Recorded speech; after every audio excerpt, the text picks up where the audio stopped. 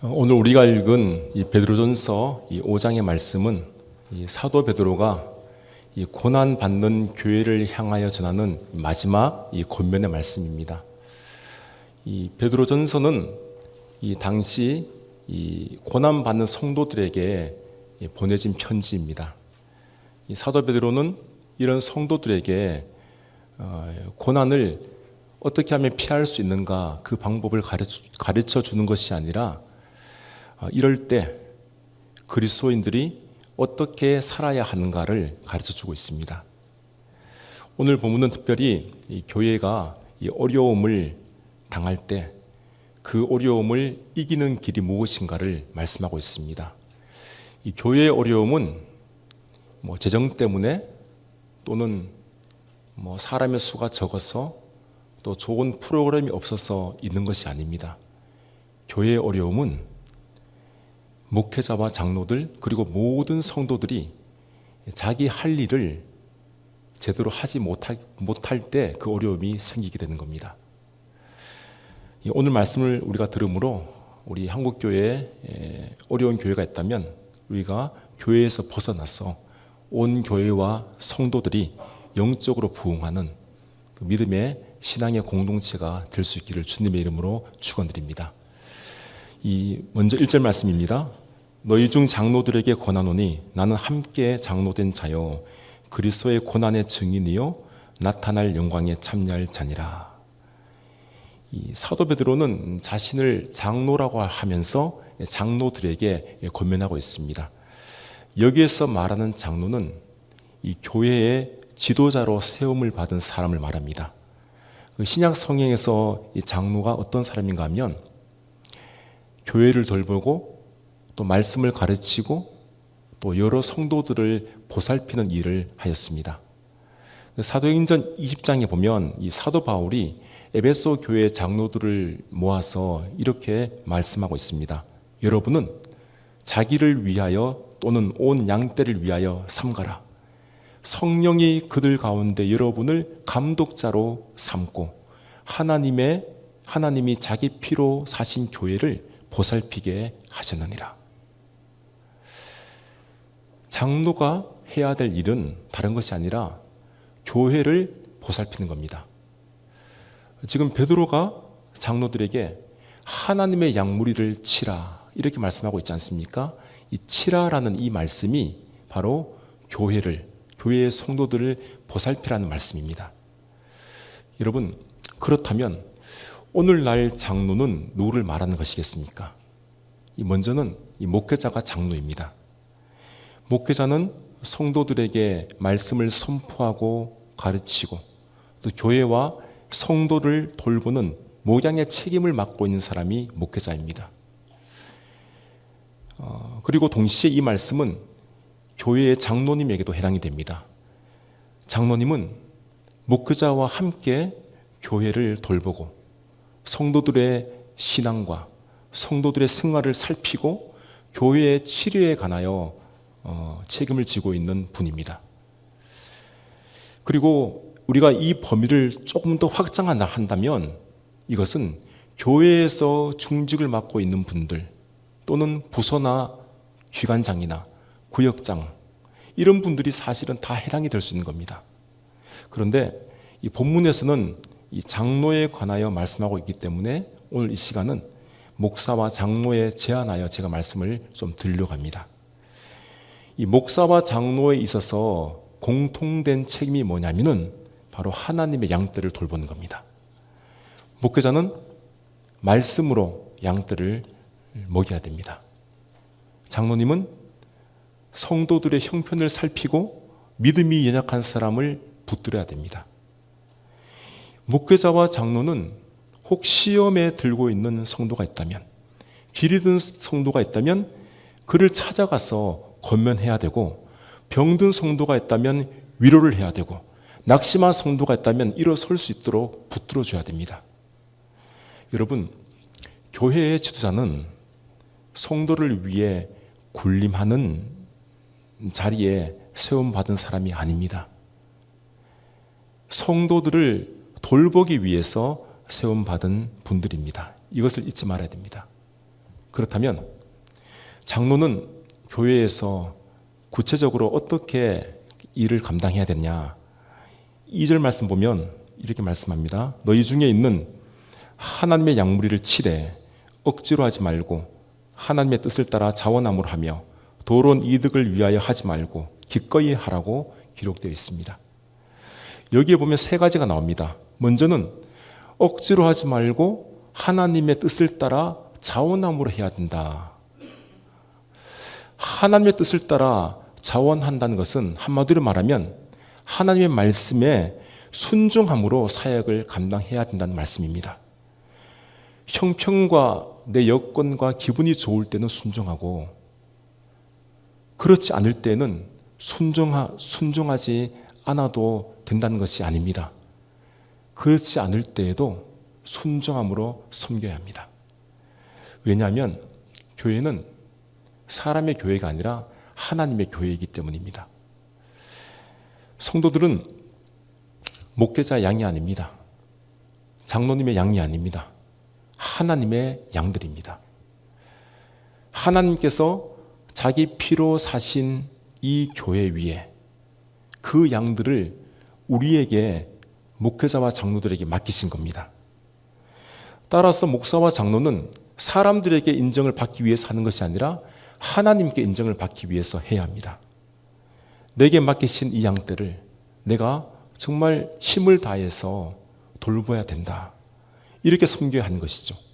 이것이 바로 하나님의 뜻을 따라 자원함으로 하는 겁니다.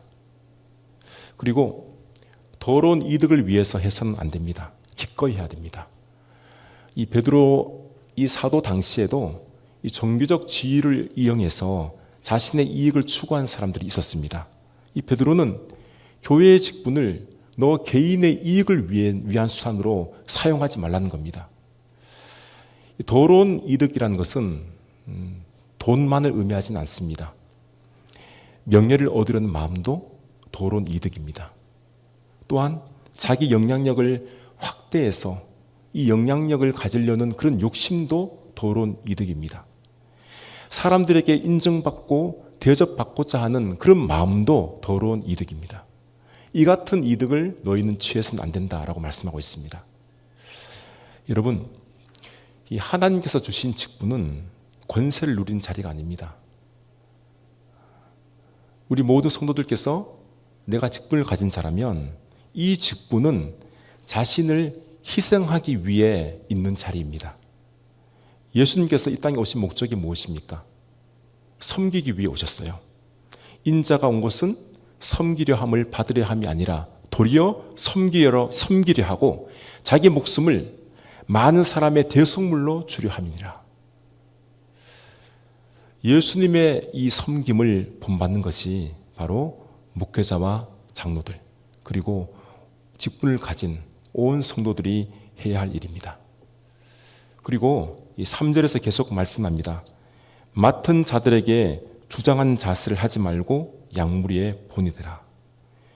주장하는 자세라는 것은 이 권위를 가지고 억압하고 지배하는 겁니다.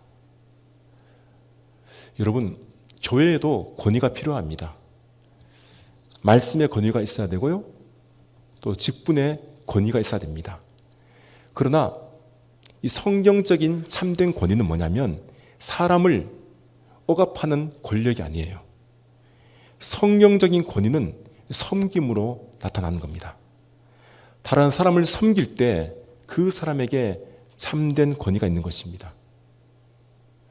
그 중요한 것은 뭐냐면 양무리의 본이 되어야 돼요. 본이 되려면 이 말과 행동이 일치해야 됩니다. 본인은 예배를 잘 드리지 않으면서 다른 사람에게 너는 예배를 잘 드려야 된다 이렇게 말할 수 없습니다.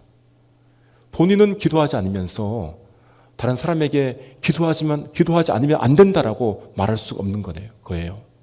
본인은 헌신하지 않으면서도 다른 사람에게 교회에 헌신해야 된다 이렇게 말하는 것은 안 된다는 이야기입니다. 자기 자신이 먼저 본이 되고 다른 사람에게 그 본을 끼쳐야 된다는 말씀이죠. 물론 사람은 누구나 완벽하지 않습니다. 지도자의 입장에서도 늘 부족하고 연약한 부분이 많이 있습니다. 하지만 이런 부족한 점이 있다 할지라도 말씀대로 살기 위해서 몸부림치는 그 모습, 그것이 본이 되는 모습입니다. 다른 사람들이 정말 저분은 말씀대로 살아가려고 노력을 해, 최선을 다해, 이렇게 사람들이 본다면 그에게는 본이 되는 겁니다. 목회자와 이 장로뿐만 아니라 교회에서 지도자의 입장에 있는 분들이라면 우리가 이것을 꼭 기억을 해야 됩니다. 잊지 말아야 되는 것이죠. 여러분, 하나님은 모든 것을 아시지 않습니까? 그래서 이렇게 일을 잘 감당하는 자들에게는 하나님은 큰 상을 베풀어 주십니다. 4절에 보시면 그리하면 목자장이 나타나실 때 시들지 아니한 영광의 관을 얻으리라. 목자장은 예수님입니다. 어떤 지도자도 예수님 앞에는 양들입니다. 이 목회자와 장로는 목자장 대신 예수님의 명령을 받아서 양떼를 돌보는 작은 목자일 수 있습니다. 이 작은 목자들인 이런 목회자와 장로들이 이처럼 충성스럽게 이 사역을 잘 감당할 때는 목자장이신 예수님께서 그들에게 영광의 관을 주겠다. 이 상급을 주겠다는 겁니다. 그렇기 때문에 목회자와 장로는, 그리고 지도자들은 목자장인 예수님을 바라보면서 충성을 다해야 됩니다. 영광의 이 관, 여러분, 이 영광의 관을 받고 싶지 않습니까? 시들지 않는 영광의 관을 이런 지도자들이 받게 될 것이다 라고 우리에게 말씀하고 있습니다. 두 번째는 이제 젊은 자들에게 주시는 말씀입니다. 5절 말씀이죠. 젊은 자들아, 이와 같이 장로들에게 순종하고 다 서로 겸손으로 허리를 동이라. 하나님은 교만한 자를 대적하시되 겸손한 자들에게는 은혜를 주시느니라. 이 젊은 자들이 누구냐 하면 우선적으로는 나이가 젊은 사람들, 나이가 어린 성도들을 말하는 겁니다. 당시 초대교회에서도 이 연령에 따라서 질서가 있었습니다. 그래서 나이가 젊은 성도들은 이 장로들이나 또 연장자를 존중했습니다. 그리고 그들의 지도를 받았습니다. 그런데 이 젊은 자들이라고 해서 이 청년들이나 정말 나이가 젊은 집사님이나 이렇게 제한 둘 필요는 없습니다. 장로들이 교회의 지도자라면 그와 대조되는 모든 성도들은 이 장로들의 지도 아래 있기 때문에 이 모든 성도들이 바로 이 젊은 자들에게 해당되는 겁니다. 우리 성도들이 다 젊은 자들이죠. 젊은 자들은 장로들에게 순종해야 됩니다. 근데 오늘날 사람들은 이 순종이라는 말을 대단히 불편하게 생각합니다. 왜냐하면 개인의 자유가 중요하고 개인의 선택이 중요하기 때문이죠. 그런데 성경은 너희는 순종하라 이렇게 말씀하고 있어요. 여러분, 이 순종하는 것은 절대적인 기준이 있습니다. 순종하기 위해서는 그 기준이 바로 하나님의 말씀입니다. 만약 지도자가 말씀에 어긋난 행동을 요구한다면, 그리고 순종하라고 말한다면 해서는 안 됩니다. 그 순종해서는 큰일 나요. 그런데 이 연소한 목회자일지라도 하나의 말씀에 근거해서 순종을 요구하면 반드시 순종해야 됩니다. 이 초대교회 성도들도 이 사도들의 가르침이, 장로들의 가르침이 맞는지 맞지 않는지를 바로 이 말씀을 통해서 살폈던 것입니다. 히브리서 13장 17절에 이런 말씀이 있어요. 너희를 인도한 자들에게 순종하고 복종하라. 그들은 너희 영혼을 위하여 경성하기를 자신들이 청산할 자인 것 같이 하느니라. 하나님께서는 교회에 목회자와 장로들을 세우셔서 이 성도들을 돌보게 하셨습니다. 그래서 성도들은 이 지도자들의 수고를 인정해야 되고 말씀에 근거한 가르침과 권면을 존중해야 됩니다. 교회의 지도자는 성도들의 영혼을 위해서 깨어있는 사람들입니다. 그리고 언젠가는 하나님 앞에서 자신이 어떻게 성도들을 권면했는지 가르쳤는지를 그때 보고를 해야 됩니다. 그래서 이 성도들은 지도자들의 가르침과 이 권면의 말씀을 가볍게 여겨서는 안 됩니다. 여러분, 이 건강한 교회가 되려면 지도자들이 성도들을 사랑으로 섬기고요, 성도들께서는 말씀 안에서 순종함으로 모두 협력하는 교회가 될 때 그 교회가 건강한 교회입니다. 우리 교회가 반드시 이런 교회가 될 줄로 우리는 믿습니다. 그리고 베드로는 다 서로 겸손으로 허리를 동이라 이렇게 말씀하고 있지 않습니까? 허리를 동이라는 것은 이 종이 일을 하기 위해서 자기 이 옷을 걷어가지고 허리에 묶는 것을 말합니다. 예수님께서 제 아들의 발을 씻기실 때 이 옷을 걷어서 이 수건으로 허리를 동이지 않았습니까? 그 모습이에요. 그래서 이것은 다른 사람을 섬기기 위해서 이 종의 앞치마를 두른 것과 같습니다. 여러분, 이 겸손은 이것도 말로만 해서는 되는 것이 아니라 행동으로 보여야 됩니다. 아무도 알아주지 않아도 나는 기꺼이 그냥 낮은 자리에서 섬기는 것이 바로 겸손입니다. 교회 안에서 갈등이 왜 일어나겠습니까? 겸손하지 못하기 때문에 일어나는 거예요. 내가 잘났기 때문이죠. 목회자는 목회자가 잘났다고, 장로님은 장로님이 잘났다고, 성도들은 각기 자기가 잘났다고 하기 때문에 교회에 갈등이 생기고 분열이 일어나는 겁니다. 베드로는 모두 다 겸손으로 허리를 동이라 이렇게 말씀하고 있어요. 모두, 지도자뿐만 아니라 모든 성도들이 겸손으로 허리를 동여야 됩니다. 하나님께서는 교만한 자를 대적하시지만 겸손한 자에게는 반드시 은혜를 베푸십니다. 여러분, 하나님께서 왜 교만을 싫어하시겠습니까? 이 교만이 하나님을 대적하기 때문이에요. 교만한 사람은 자신이 교만하다는 걸 모릅니다. 하나님을 대적한다고 생각하지 않습니다. 그러나 자신의 생각이 하나님의 생각보다 더 높이 있고 자신의 명예가 하나님의 영광보다도 중요하게 여기기 때문에 이것이 바로 하나님을 대적하는 거예요. 하나님은 당신을 대적하는 사람은 가만히 두지 않습니다. 반드시 그를 대적하시죠. 그러나 겸손한 자에게는 때가 되면 반드시 내가 너를 높이리라 이렇게 약속하셨습니다.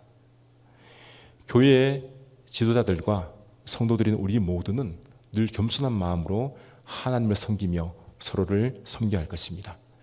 7절 말씀입니다. 너희 염려를 다 주께 맡기라. 이는 그가 너희를 돌보심이라. 이 사람에게는 늘 염려가 있어요. 믿는 자들인 우리에게도 염려와 근심이 항상 따라다닙니다. 중요한 것은 뭐냐면 이 염려를 어떻게 해야 되냐라는 거죠. 말씀에 의하면 모든 염려는 하나님께 맡겨야 됩니다.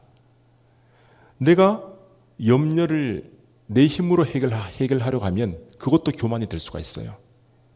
염려는 다 하나님께 맡겨야 돼요. 이 맡기라는 이 의미가 뭐냐면 내가 무거운 짐을 졌으면 이 짐을 다른 사람에게 넘기는 겁니다.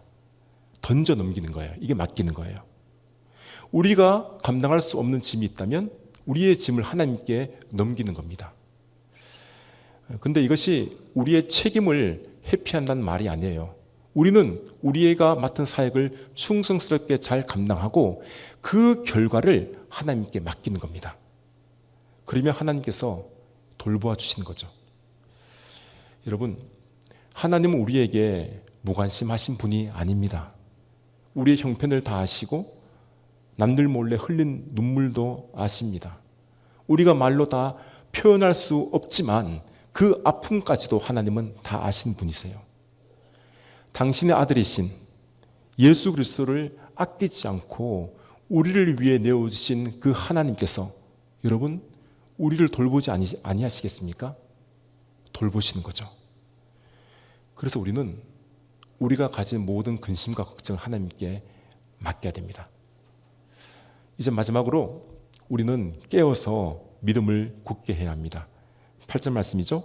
근신하라 깨어라 너희 대적 마귀가 우는 사자같이 두루 다니며 삼킬 자를 찾나니. 성도 여러분, 우리의 대적은 마귀입니다.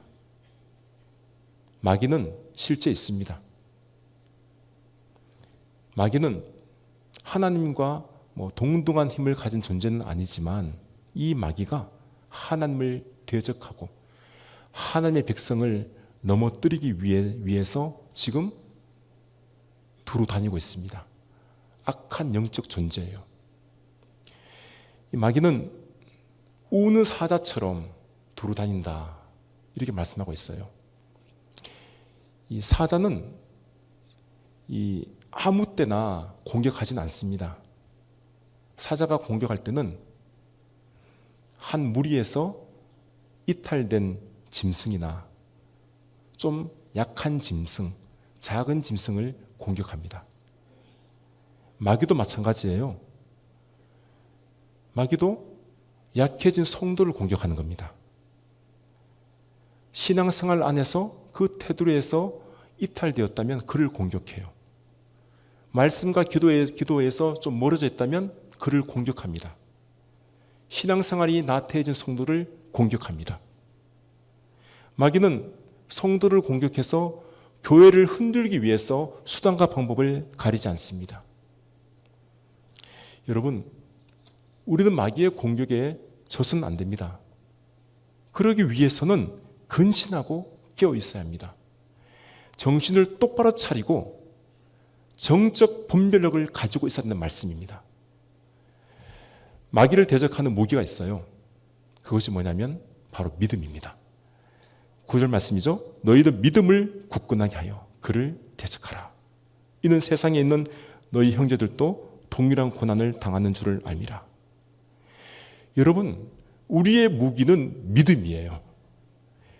예수 그리스도께서 십자가에서 죄와 사망의 모든 것을 이기셨다라는 그 믿음, 부활하신 예수 그리스도께서 지금도 나와 함께 우리와 함께 계신다는 그 믿음, 하나님의 말씀이 진리라는 것을 믿는 그 믿음, 이 믿음이 우리의 영적 무기입니다.